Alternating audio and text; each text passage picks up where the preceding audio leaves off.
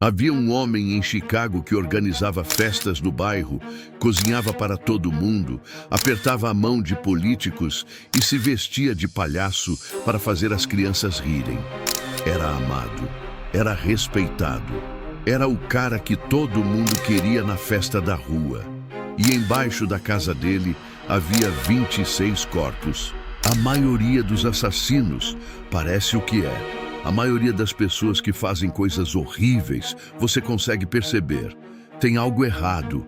Você sente que algo não está certo quando está perto delas. Mas John Wayne Gacy, ele enganou todo mundo. Os vizinhos, os funcionários, os amigos, até a polícia. Ele não era só um assassino. Ele era duas pessoas completamente diferentes vivendo dentro de um mesmo corpo. E por anos, ninguém viu o lado sombrio. Essa é a história de como um homem se tornou um monstro e como uma cidade inteira não fazia a menor ideia. O que torna essa história tão perturbadora não é só a violência, é a confiança. A gente gosta de acreditar que consegue perceber quando algo está errado. A gente confia nos próprios instintos. Pensa que saberia se o cara do lado fosse perigoso. Mas e se a pessoa perigosa fosse também a mais prestativa da rua? E se ele consertasse sua cerca, te trouxesse comida e chamasse você pelo nome toda vez que te via? O que você faz com isso? John Wayne Gacy nos obriga a fazer uma pergunta muito desconfortável. E se a pessoa em quem a gente mais confia for exatamente a que a gente deveria temer?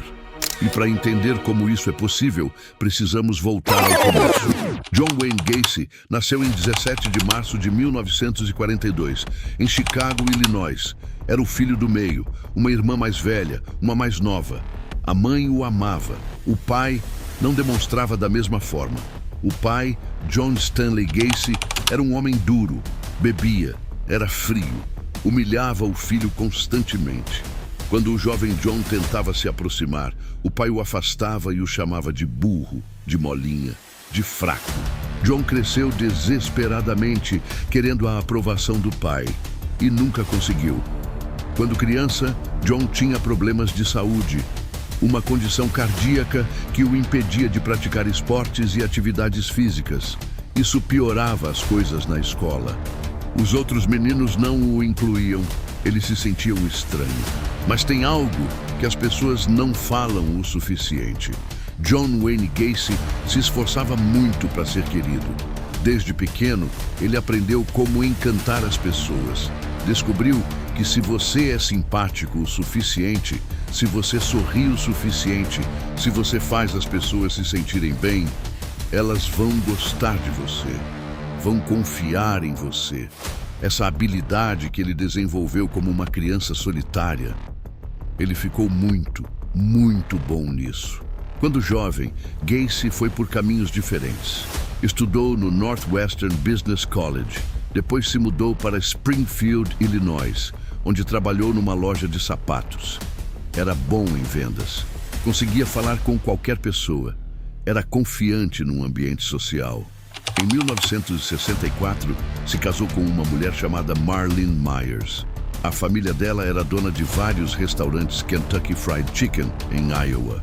Gacy se mudou para lá, gerenciou uma das unidades e mergulhou na vida comunitária. Entrou para o JC's, uma organização cívica de jovens que queriam fazer diferença na comunidade. E Gacy não entrou só para participar. Ele dominou, organizava eventos, arrecadava dinheiro, era um dos membros mais ativos.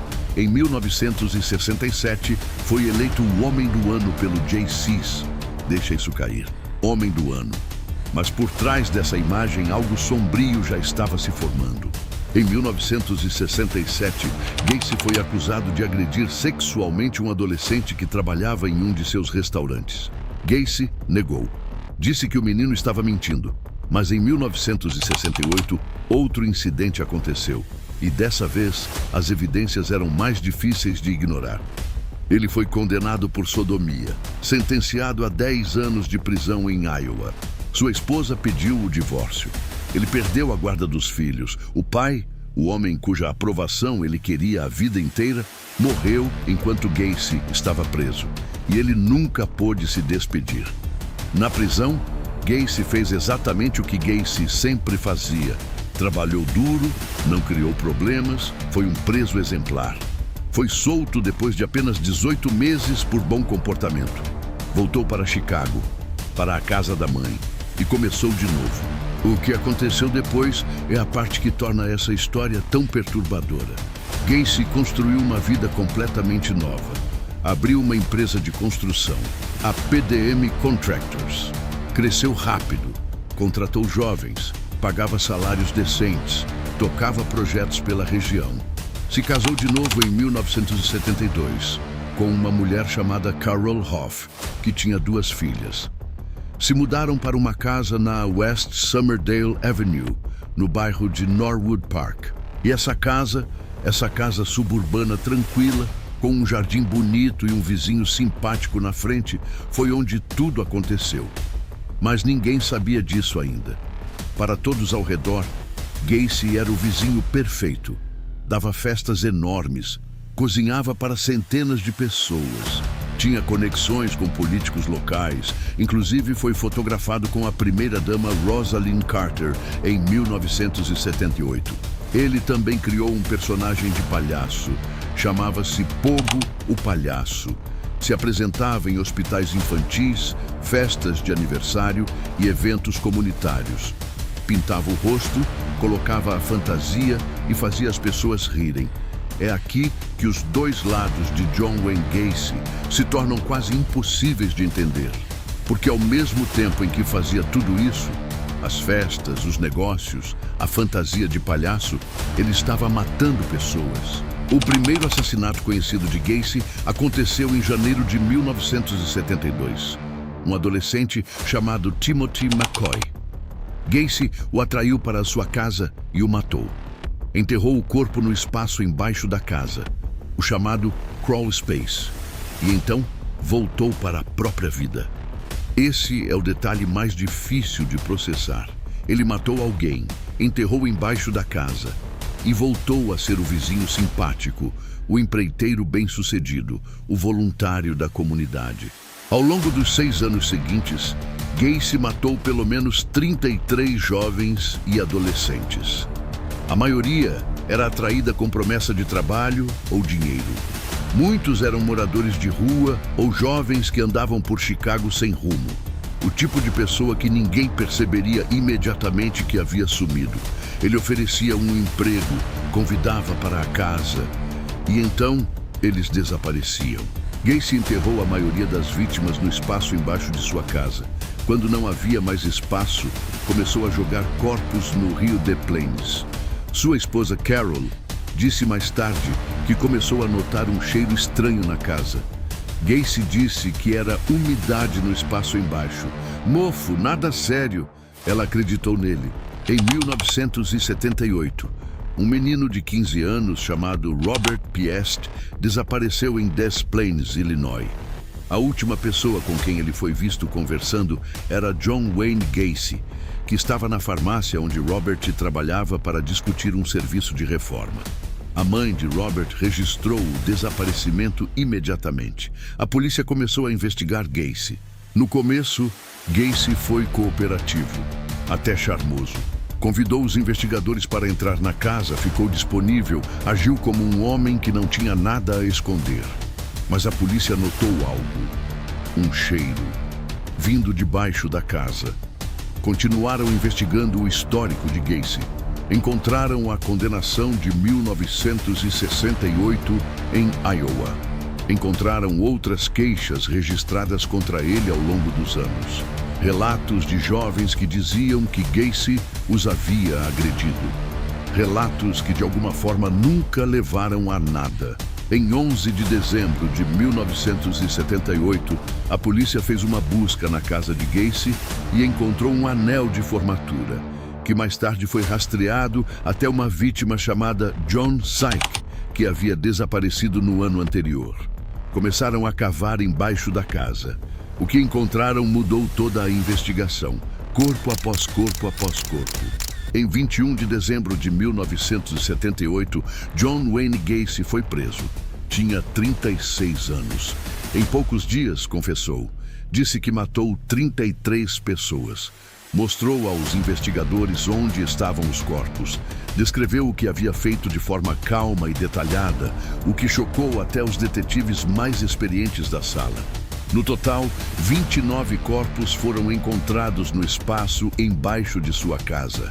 Outros 4 foram encontrados nos rios próximos. O bairro que havia confiado nele, as pessoas que tinham comido sua comida, rido do personagem de palhaço, apertado sua mão, estavam em choque.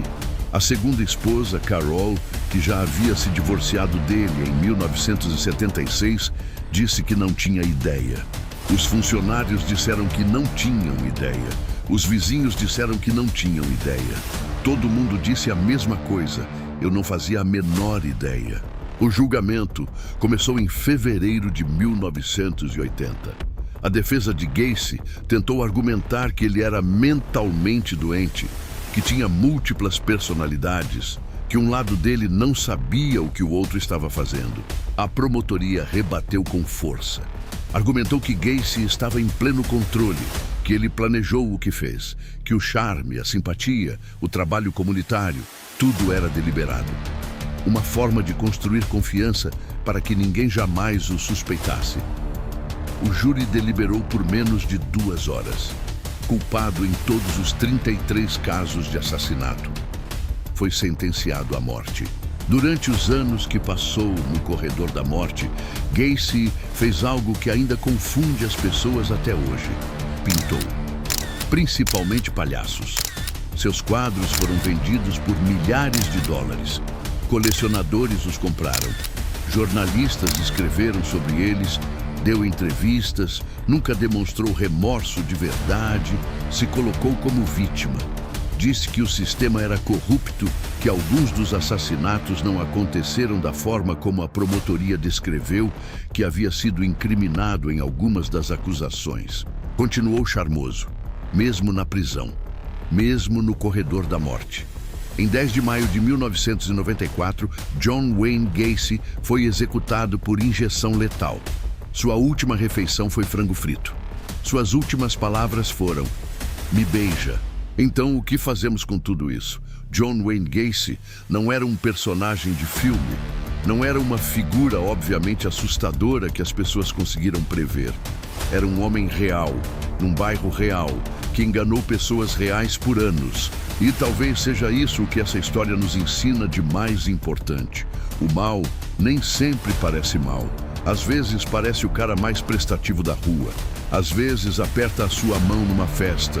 Às vezes usa uma fantasia de palhaço e faz as crianças rirem. As 33 pessoas que ele matou eram reais. Tinham famílias, sonhos, histórias próprias. Muitas delas nunca foram identificadas publicamente. Morreram como estranhos e alguns continuam como estranhos até hoje. Gacy passou a vida inteira tentando controlar como as pessoas o enxergavam. Passou a vida construindo uma versão de si mesmo que o mundo confiaria. E funcionou. Até não funcionar mais. A casa, na West Somerdale Avenue, foi demolida em 1979. Uma nova casa foi construída no lugar. Pessoas moram lá desde então. A vida seguiu. Mas a pergunta que John Wayne Gacy deixa para trás não some. Você realmente conhece quem está do seu lado? Se essa história ficou na sua cabeça, se inscreve no canal, porque tem muito mais por vir.